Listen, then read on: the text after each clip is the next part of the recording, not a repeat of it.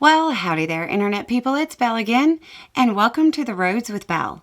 Today is September 8th, 2024, and this is episode 55 of The Roads Not Taken, which is a weekly series where we go over the news that was unreported, underreported, didn't get the coverage we felt that it should, or we just found it interesting.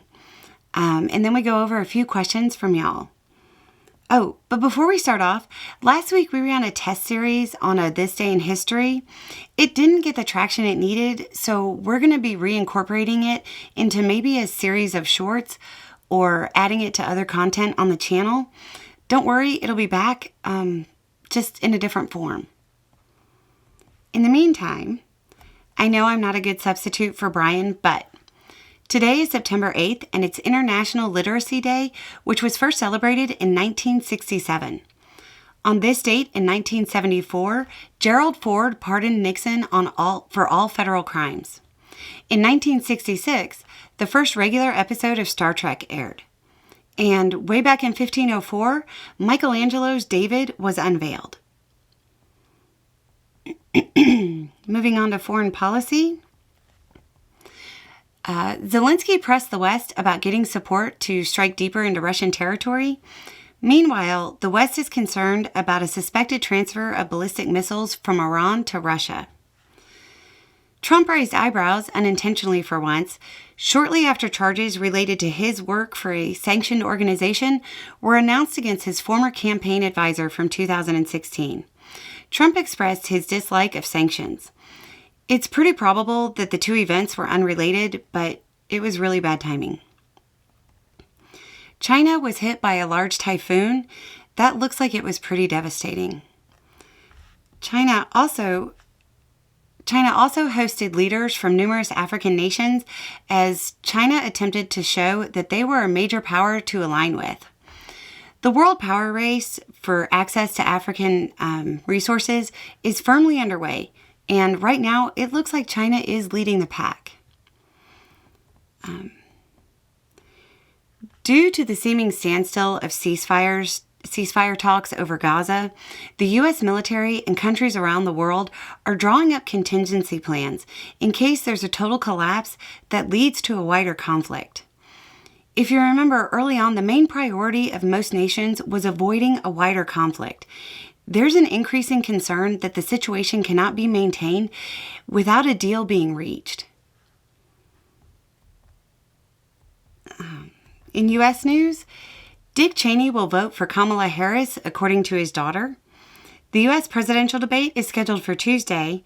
That should be fun. Despite it probably making for good TV for political news viewers, it's probably important to remember that there's a whole lot riding on this debate. After a mass incident in the U.S., this time at a school in Georgia, the father of the suspected shooter was charged with multiple counts. Texas is suing the Biden administration to stop the rule that protects medical records if someone crosses state lines to obtain an abortion. RFK's quest to get off the ballot in various states is still playing out in the courts. It doesn't look like there's a final determination at this time. There appears to be a sweeping federal investigation of government officials in New York City. This is one of those moments where there's a lot of movement and it's visible, but not a lot of explanation. I'd wait to see what actually plays out. In cultural news, China is ending most foreign adoptions due to the slowing number of births in their country. Due to the impacts of climate change, last chance tourism is becoming more common. That's exactly what it sounds like. Tourism to see places under the threat of climate change. So see it while you can. In science news, Boeing's Starliner space capsule has returned to Earth without its crew. The crew will remain in the International Space Station. Some are already pointing to the return of the Starliner as evidence that NASA was overly concerned about the state of the craft. That seems a little premature. Due to deregulation and cuts, the UK hasn't been checking levels of pollution in their rivers the way that they used to. The Rivers Trust now has an app that allows everyday citizens in the UK to help out. It's called Big River Watch, if you want to look into it. In oddities, according to reports, 2 loggers in Peru were reportedly killed by arrows after moving into the territory of an uncontacted indigenous culture deep in the Amazon. Also, Vance. Moving on to the Q&A. Weird idea. I think Harris should nominate Liz Cheney for a cabinet position, probably DOJ or DOD, and they should do that prior to the election. What do you think? Harris has indicated that she will be putting Republicans in her candidate. I would imagine Cheney's name is on a very short list.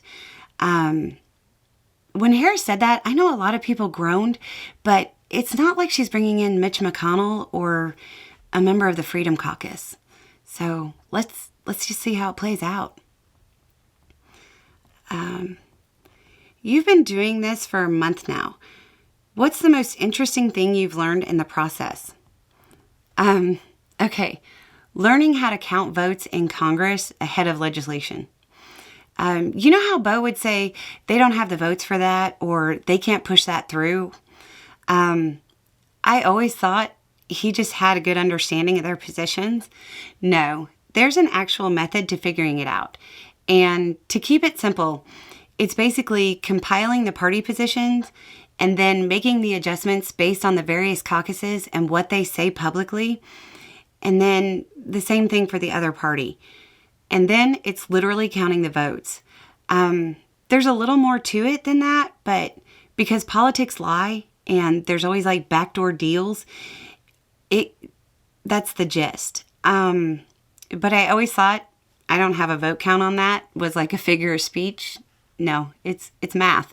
So I'm really now starting to get into that, and it's very interesting. Okay. Oop. I'm glad to see some of these prominent GOP figures are publicly lining up to do their bare minimum and vote against authoritarianism. But they're going to leave after we save the country, right? They'll go back to rebuild the GOP. The last thing we need as a nation is for them to abandon the GOP to the far right and move the Dems even further to the right. Please tell me my anxiety is unfounded. I don't think you need to worry that much. I honestly think those Republicans that are doing this are going to rebuild the GOP after Trump breaks it. They're going to pick up the pieces and then they're going to probably discard the older, outdated ideas and take older, more progressive ideas, and rebuild the GOP from there. And I don't think any of them are going to move to the Democratic side. They've spent years building their reputation and their political career. That would kind of be like starting over. So, yeah, they're going to pick up the pieces, rebuild it, take older progressive ideas, and build on the new GOP. So a couple of things I know, and one question. One, you seem to get mad when men attack Stormy Daniels, and you said you had a lot of friends in different jobs. 2, I know Stormy Daniels is a huge horse lover. I think she even competes. Adding those 2 things leaves me the question, how long have you known each other? I don't think we've ever met in real life. I didn't even know she was a horse person until I saw comments and got messages. But I think she's getting a lot of static about her job, and it's completely unwarranted. It's unwarranted for anybody. You have a job, you make a living, you earn your money in an honest way, and you work your way up through it. And nobody should be disrespected for that. And yeah, I've never met her. I think she's hilarious, and like when I've seen her on TV and interviews and stuff, so that would be cool, but no, I've never met her. So that looks like it's it, and a little more information and a little more context, and having the right information will make all the difference. Y'all have a good day.